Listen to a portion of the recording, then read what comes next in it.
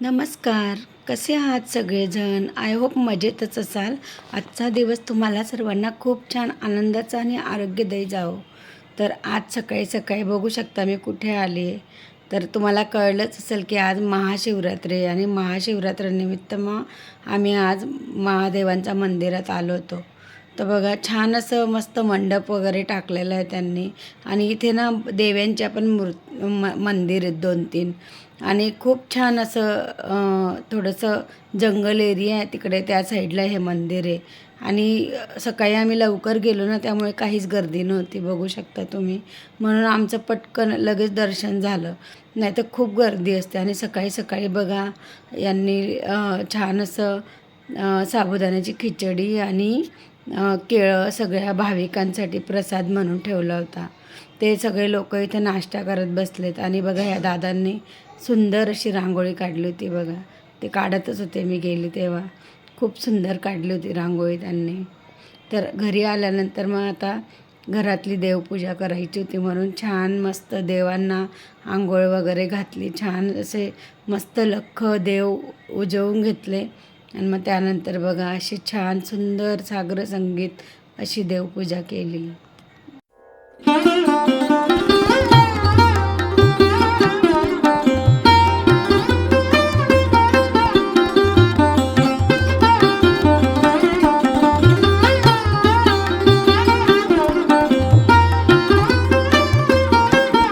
आता बघा ही जी तयारी दिसते ना तुम्हाला ही रुद्राभिषेकची तयारी आहे.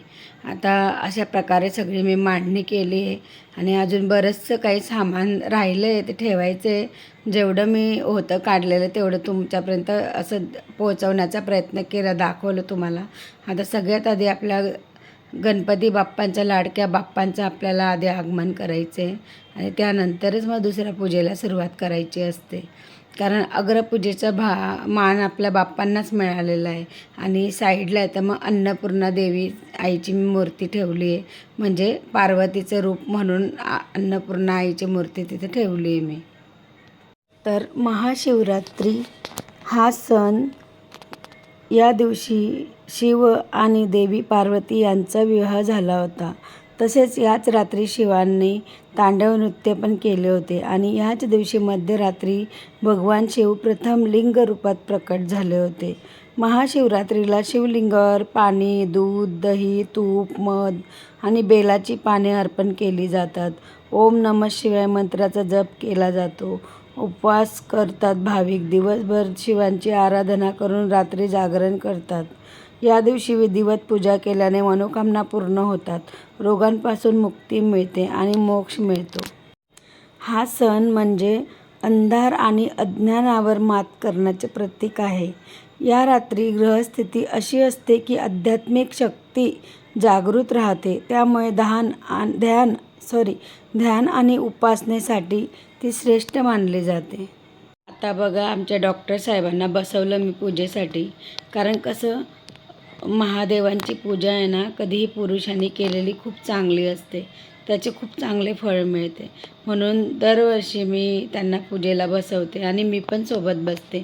आम्ही दोघं मिळून पूजा करतो. तुम्ही मागचे आमचे व्हिडिओ पण बघा आणि आमचे पूजेचे व्हिडिओ तुम्हाला कसे वाटतात, का तुम्हाला इतर व्हिडिओ आमचे बघायला आवडतात ते पण तुम्ही कमेंट करून नक्की सांगा. म्हणजे मी तसे व्हिडिओ तुमच्यापर्यंत पोहोचवण्याचा नक्की प्रयत्न करेन.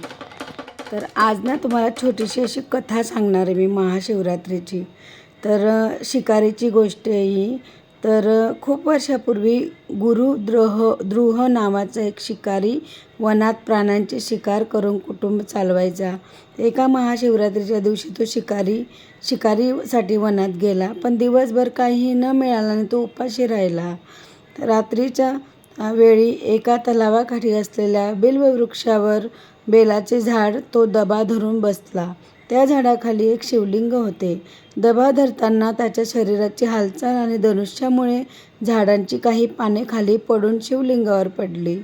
रात्रीच्या 4 प्रहरात त्याने एका हरिणीच्या कुटुंबाला जीवदान देण्याचे आश्वासन दिले.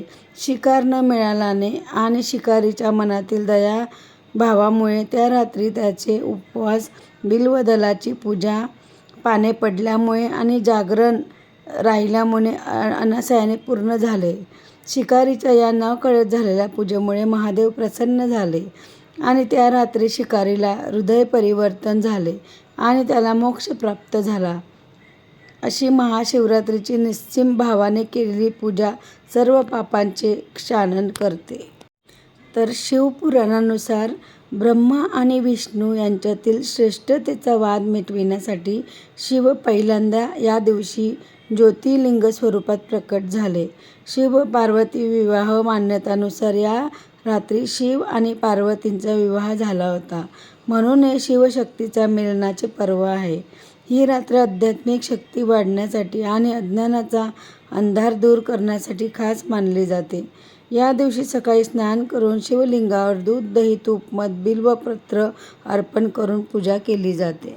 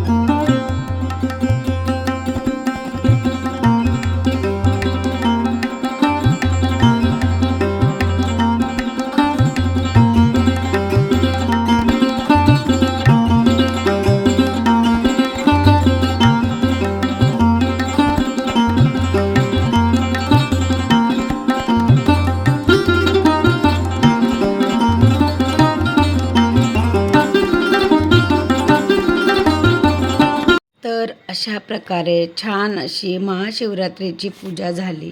पण आज मी तुम्हाला उंबरठा लेपन दाखवायलाच विसरले. म्हणून बघा, उंबरठा लेपन पण मी आज असं केलं होतं. म्हणजे ब्ल्यू कलर मी आज जास्त वापरला होता. वेगळा हवा होता मला, पण माझ्याकडे आता ब्ल्यूच होता, त्यामुळे थोडासा ब्ल्यूज यूज केला मी. तर कसा वाटला तुम्हाला आजचा व्हिडिओ आवडला असेल तर व्हिडिओला लाईक, शेअर, सबस्क्राईब करा. पुन्हा भेटूया अशाच एका छान व्हिडिओसोबत. तोपर्यंत सर्वांना बाय आणि सर्वांना श्री स्वामी समर्थ. आणि सर्वात महत्त्वाचं, स्वस्त राहा, मस्त राहा आणि खुश राहा.